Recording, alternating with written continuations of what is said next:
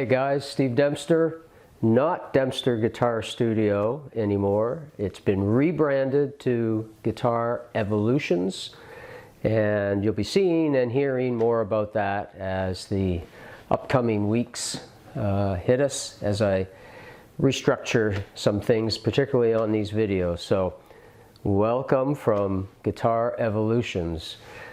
My name is Steve Dempster, and on today's video I thought, because we're in the month of October, which perhaps some of you know means for me a whole month of real fun Halloween activity, particularly watching movies quite a bit, I thought I'd just put together a short little video for you on basically using some chord shapes that you already know to transition into creating some pretty spooky sounds that maybe you might decide you'd like to record and use them in your own haunts. If you know anything about my family here, every Halloween we have a major haunt that goes on the front yard, and you're going to see some clips of it in this video as well, which is kind of cool. Or, you know, just to explore the fretboard and find out what kind of sounds come about when you move some familiar shapes to other locations and see what happens. It's really just fun to explore potentially spooky sounds. As an added bonus to the video, there's a PDF that is available to you, and inside the PDF is a backing track that I composed for you so that you could explore using some of these sounds in your own composition. So enjoy using that, and you can take a listen to how I use the chords we're going to talk about today, how I use them, transformed them into spooky sounds, and then included that in the composition. So anyway, let's get on with it. I'll see you on the flip side with the guitar in hand, and let's go and create some creep. Okay, welcome back. I've got my guitar in hand. I just finished my required cup of tea, and I want to explore with you how to create some interesting sounds from chord shapes that you already know. I used to do this as a kid all the time. It's a discovery process, and in that light, it does help you get a sense of how things sort of change along the fretboard as you manipulate them, move them around, and just see what kind of sounds come about. Inevitably, some of those sounds are going to probably creep you out. That's my goal here. And I want you to pay attention to those ones, because if you're, like myself, a big fan of Halloween, you may want to use some of those sounds in writing your own neat stuff and potentially recording it maybe. So anyway, let's dig in. I do have a PDF for you that you can ultimately use to study this, but bear in mind that the chords that are in the PDF are just ones that I chose to start with. You could use any structure, any chord shape you know, and the beauty of this process is, unlike me nagging people about knowing the notes or the intervals of a chord, you don't need to know any of that. Although I've attempted to name some of these structures, the names of the chords don't actually matter. We're just having some fun, moving some shapes around, and using our ears to pay attention to this one question. To me, anyway, does it make me feel uncomfortable, the sound that I just discovered? Does it creep me out, so to speak? So you do not have to limit yourself to the chords in the PDF. That's the point. Okay, let's dig in. I've got a few strategies here. The first one is simply to take, again, a familiar shape that you've played with and move some part of it somewhere else, typically on another set of string. So let me show you an example here. This is an E minor 7 chord. When played as such, it's a very nice chord.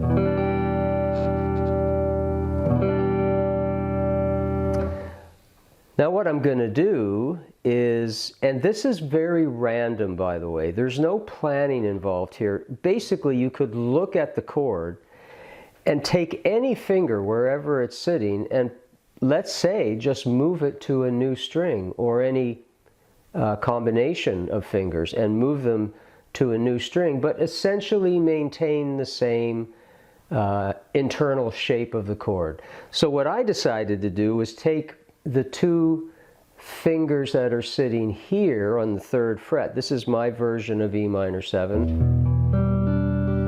It's quite a pretty sound. So I'm on a D and a G, and I'm going to move these two fingers inside. I'm going to move more inside of the string field to the 2nd and 3rd strings. So I go from a sound, this was just random, and I came up with a sound and I liked it. It creeped me out. Creep factor, maybe 7 out of 10. Okay, there's the original. Explore, explore, move these fingers inland. What do I get? That's amazing. When you find a, I like that sound. When you find a sound that creeps you out, and let's say the ones that are worth keeping give you a creep factor above 5, again out of 10. Remember that you don't just have to strum them. I mean, it's like talking to someone. It isn't so much what you say, but how you say it. So instead of just doing that, although there's a place for it, you could do things like this.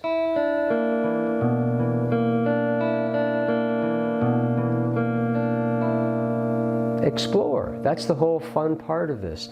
That sound I like. Who cares what it's called?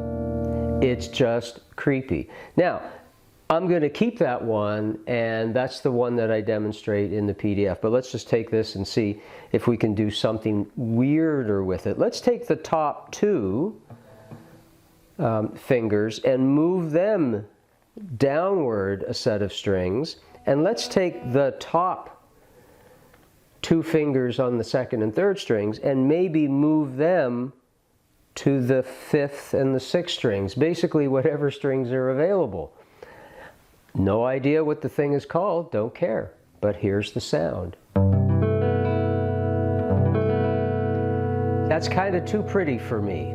That doesn't mean you couldn't use it in a spooky film or something like that, but that's just way too pretty. So I'm not going to keep that one. What if I took from the original chord, what if I took the 3rd finger and moved it way down to the 6th string at the 3rd fret? So that's a bit stretchy. Let's see what that sounds like. Not good. In terms of creep factor. Let's try something else. I mean, you can play around with this as much as you want. Look, I could do this. This one's kind of really out there. I'm going to take this finger, the index, and I'm actually going to move it down a fret on the same string it's sitting on. And I'm going to take my pinky and move it up a fret. See, I'm just sort of thinking about symmetries that I could move around within the shape. Again, a weird looking thing. Don't know what it's called. Let's listen to it. And by the way, I'm just feeling free to hit all 6 strings. I'm not limiting my picking hand to any number of strings. Okay, that one works. I should have included that one in the PDF. That one works.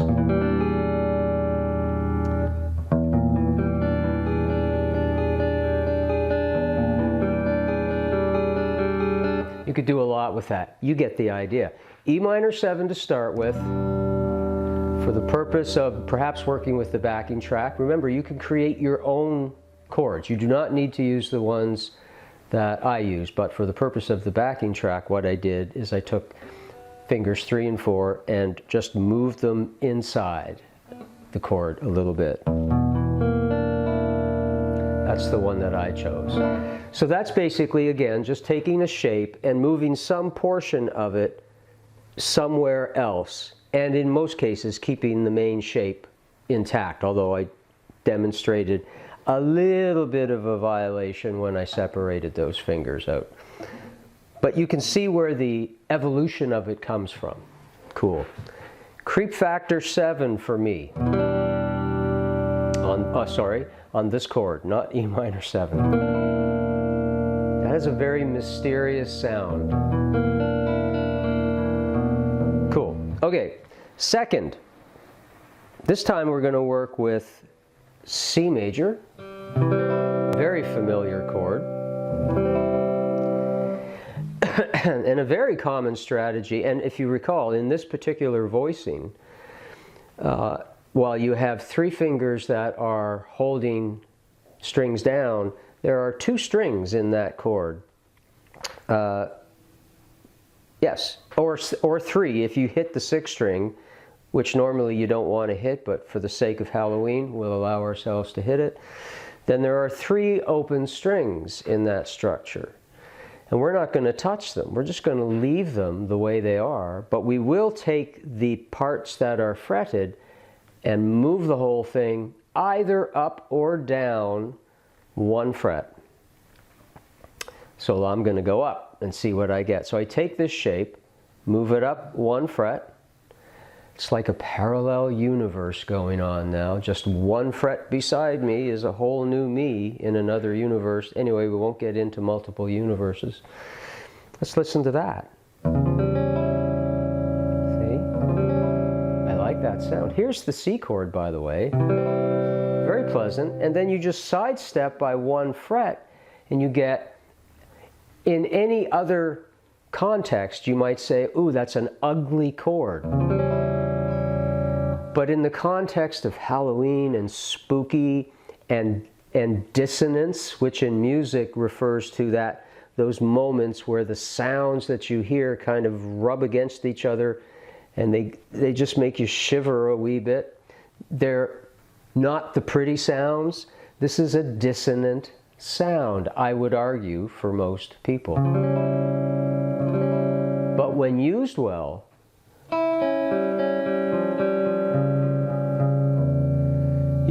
you can create or compose some pretty nifty things. Now, I couldn't take, well, I can take the C chord and move it down a fret and just let the 1st finger fall off the fretboard. Let's see what happens when I do that. Just moving down in pitch 1 fret.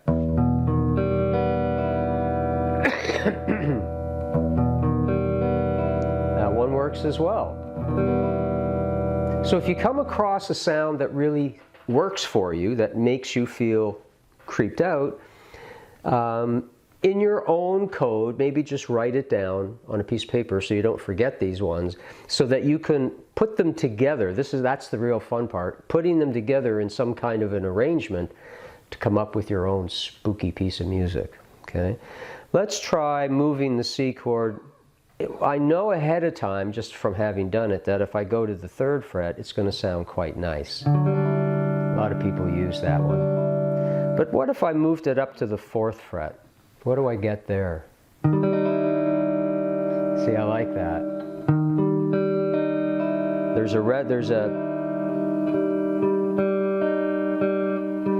a unison in there. So if I were so inclined, I might want to keep that sound, maybe take a picture of it or take a video of me doing it so I don't forget it. And then I can do things like this, you know, I can go, and then go to the previous one that we created.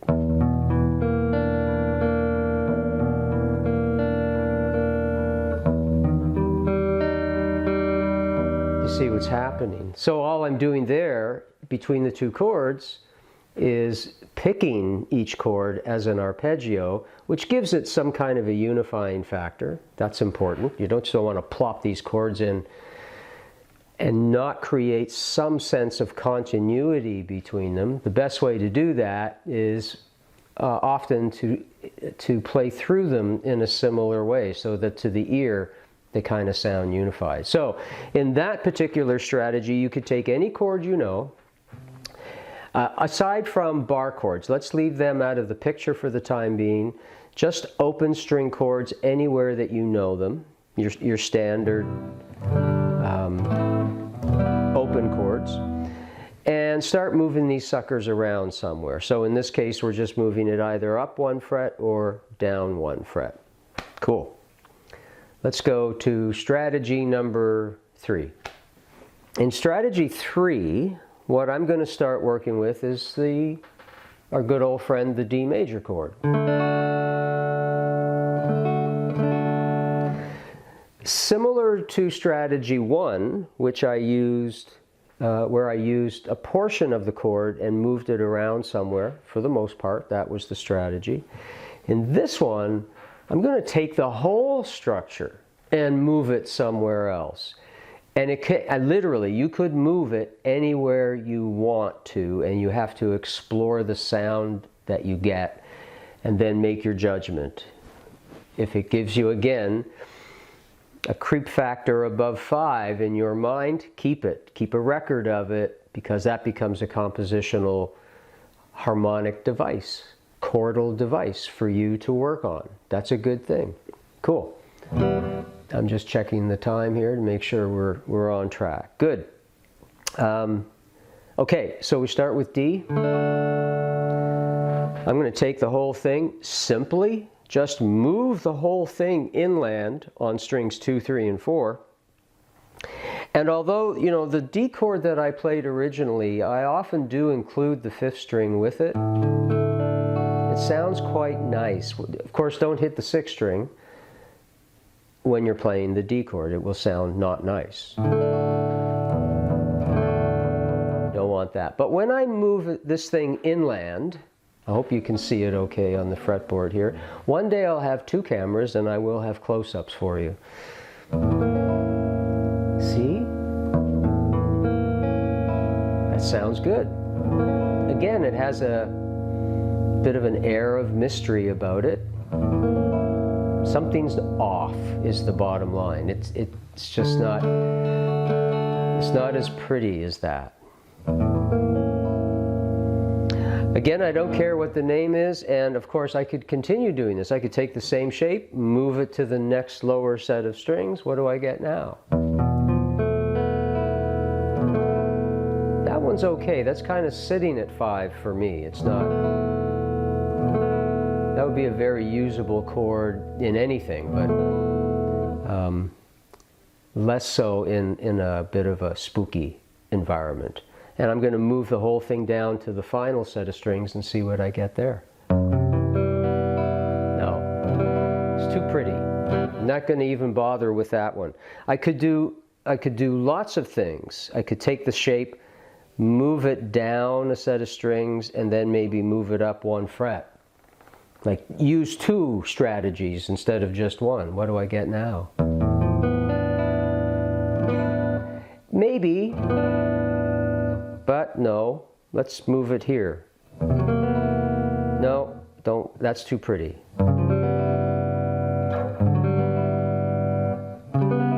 Nope. Ooh, there's a good one.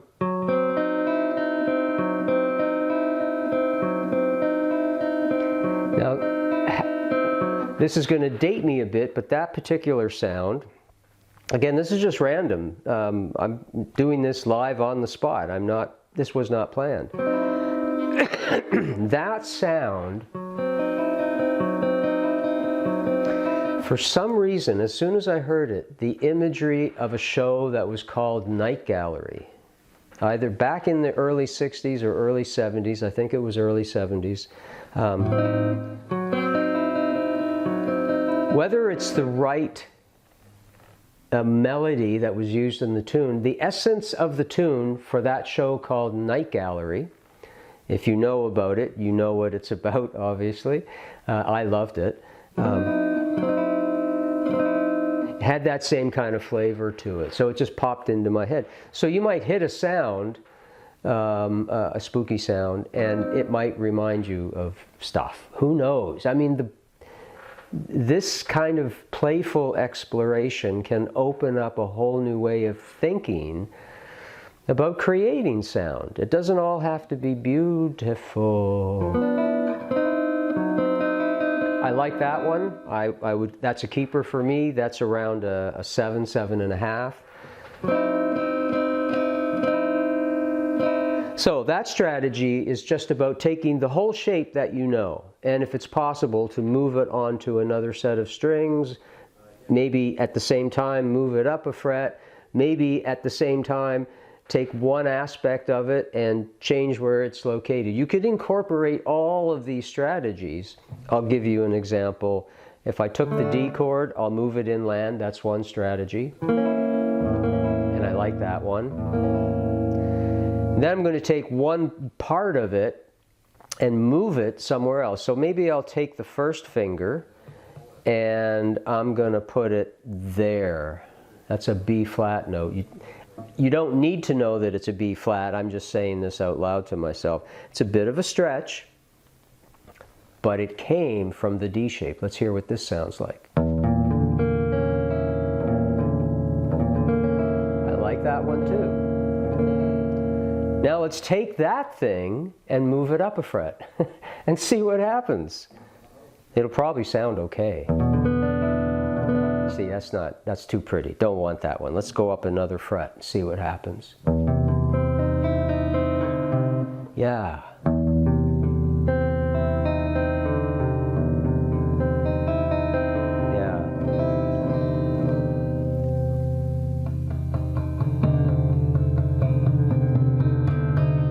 See, you can do anything you want. I'm just giving you a little bit of structure to help you out with it. Okay, good. Let's move on to strategy number 4. Now this one is kind of really cool. I've always enjoyed doing this, and you can turn these things into good finger exercises to help develop your hand for playing kind of odd chord shapes, not the standard thing. So this is a shape that's very common,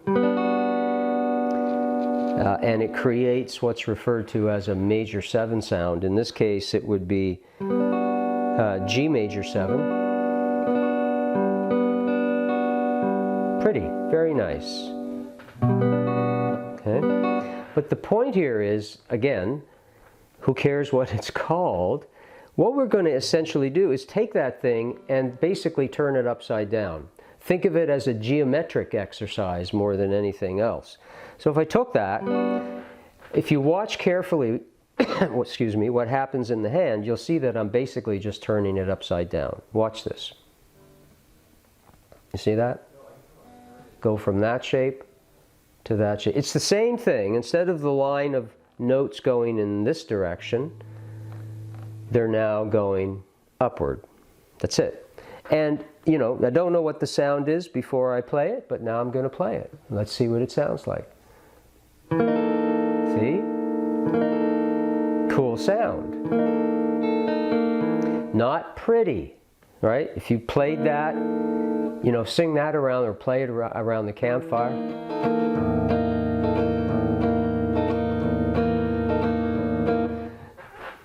You know, maybe you could force people to like it just by repeating it a lot, but I think essentially people are not going to like that sound. But for the context of creep factor, for me, this is like an 8.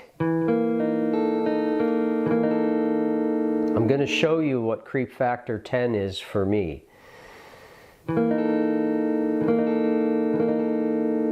I like that one. Now, once I like it, and in this case, for whatever reason, I've chosen only to hit the strings that I'm fretting. What if I added these 2 lower open strings to it?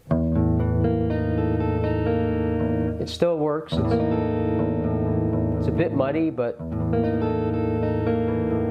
it could be done. But I'm going to limit myself for no reason other than I just like the feel and the sound of it. I could take that and start moving it around.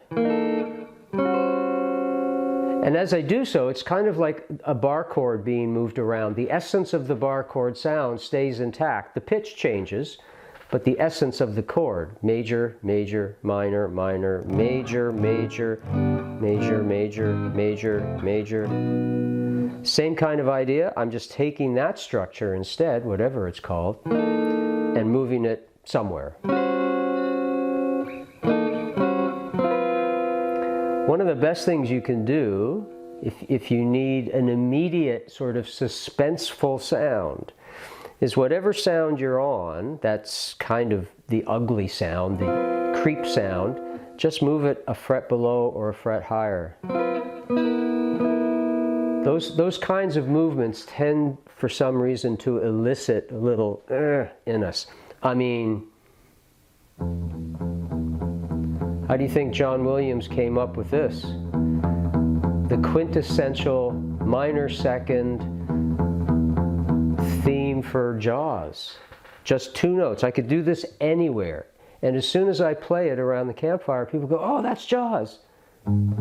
Or does it start high? Start slow. Gets louder. Of course, the shark's getting close to you. Now he's going away.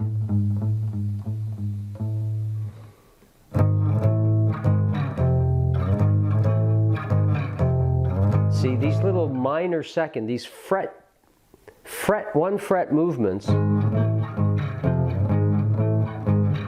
that's a bigger movement obviously, but this part here, it has an intrinsic quality of about it. And when you have these 2 notes embedded in a larger chord structure, you can hear them fighting each other. There's a dissonance going on in there. I'll give you a nice example, but it's a pretty example. B and C, as you know, are a semitone apart, the notes B and C. So I have a B here under my pinky, and I have a C there. I also have one down here, but listen to this, and you'll hear the fight that I'm talking about.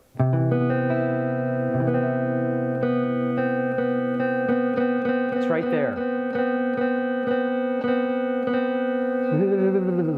Makes you go, you know, but it's a pretty chord. It works.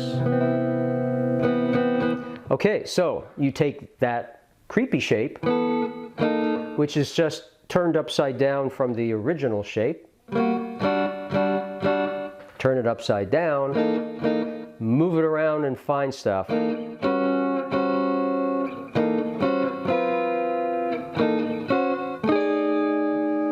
So as I was experimenting with this, I found myself moving in this fashion. See if this sounds familiar to you. This kind of just happened.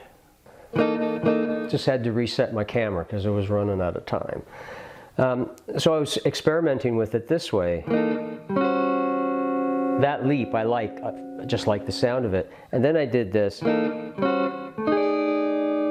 I thought, oh, that's kind of like... So I thought to myself, hey, why not create a spooky version of Smoke on the Water, right?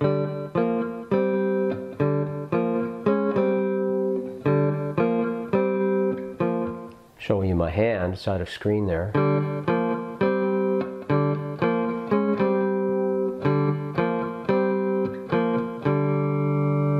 Now take the spooky version and move with the same intervals. I'm not going to talk about how that movement takes place, but basically I'm following my first finger. So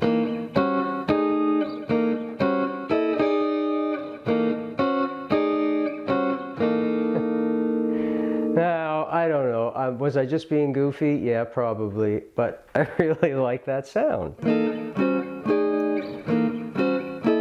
Could be like Smoke on the Water, again, in a parallel universe, sitting right beside you. You can't disprove it, but I can't prove it either. So anyway, that's a fun strategy to work with, just turning things upside down. Musically, you might want to call that inverting the chord. So there you go. 4 strategies. 1, just to change some aspect of it, of a chord. keep the other things the same. 2 was grabbing a chord and moving it up or down 1 fret. 3 was grabbing a chord and moving the whole thing to a whole other set of strings. And then number 4 was grabbing a chord, a nice one to start with, everything fretted, and then basically turn the thing upside down. Give it a parallel universe. Creep factor. Now, I said I was going to try to play for you, if I can remember it now. Just give me a second.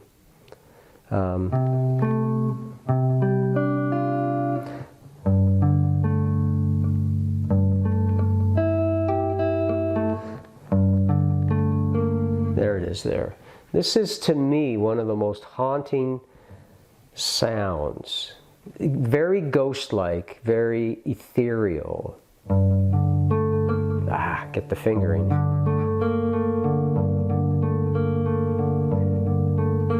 That's a very evocative chord to me. And if I add, I think,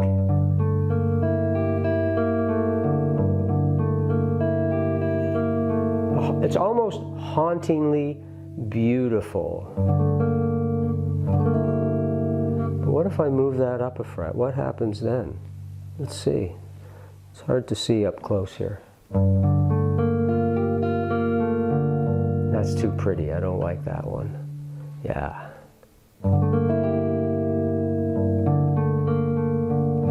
There it is there. And by the way, just in closing here, for some reason within the composing community, D minor, the key of D minor, is considered the saddest key of all 12 keys we have. So if you did want to write a spooky thing, you might want to have it centered on the key of D minor. There's the other version of the same. Listen to that one. So that's just the D minor chord, and I'm taking my pinky and moving it up 2 frets. It's very stretchy, a little uncomfortable, but well worth the sound. Whoops. Oh, I don't want that. I want this. There.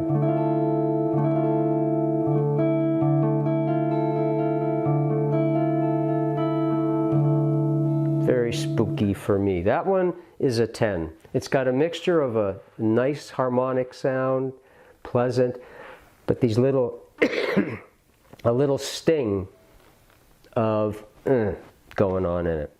So there you have it. 4 strategies, very simple strategies, to help you start to have some fun, at least over the month of October, and compose with the freedom of making really spooky sounds, not caring one bit about what the chord's called that you come up with. It's only a sound. Now, as I mentioned in the PDF, I have 3 recorded tracks for you to listen to. One is the little composition that I put together where I included how I use the chords that were the spooky chords from this example in this video. And I pieced them together to just come up with something. Now, yes, in my situation, because I do composing on the computer, I have access to other sounds that I can infuse into my song and make the thing sound even spookier. You may or may not have that capability depending on what your interests are, but you can still make a progression of chords, a series of them that can be recorded. Just record them into your phone, and then you can come back and probably record over that, not over it, but have it loop and then play along with it something else, some little melody that you'd like to make up that you think is a spooky melody.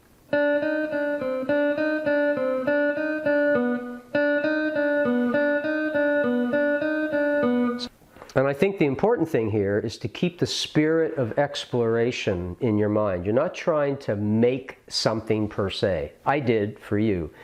But the idea is to go in and just play around with the sound. Here comes Evan. See you later. And second to that is remembering that because these things are so dissonant, they're so that you can actually link them all together in some order, any order you like. There's no true tonal center to the playing, which even adds to the creep factor. So that's a good thing. It gives you more and more freedom. Hey, so if you liked the video, you know what to do. Share it. Give us a like on Facebook. Give me a comment on YouTube. Let me know your thoughts on all of this.